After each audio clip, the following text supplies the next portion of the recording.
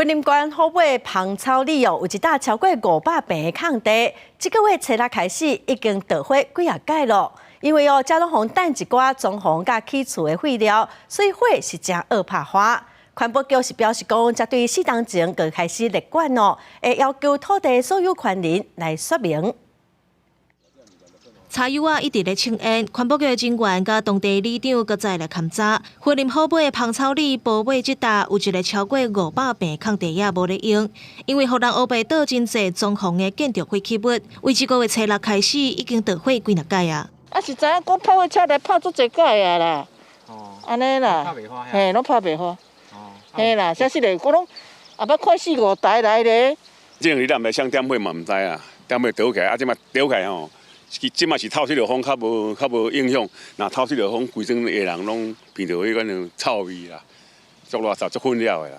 当地里长表示，这堆废弃物内底有真侪茶油啊、茶料。虽然消防人员已经来拍火真侪届啊，不过物件原来翕伫内底咧烧，而且4颗位仔的水源搁少，要甲火拍花是搁较无简单。环保局表示，这个空地啊，为2019年开始封管制做废弃物的列管区，因为目前乌白倒废弃物的行为人搁咧增加，会搁要求伊爱提出程度的计划。也经过司法单位的一个判决，目前行为人也在执行当中。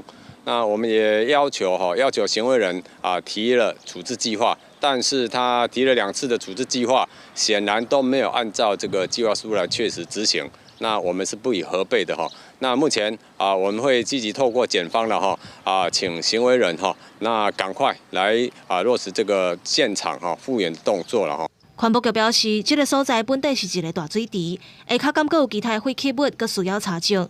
若准行为人无法度来拼，会由环保局强制代替执行，才阁甲行为人讨赔，嘛会联络地主到案说明厘清。若阁发现其他违规者，会照废清法处分。记者王伟雄，云林报道。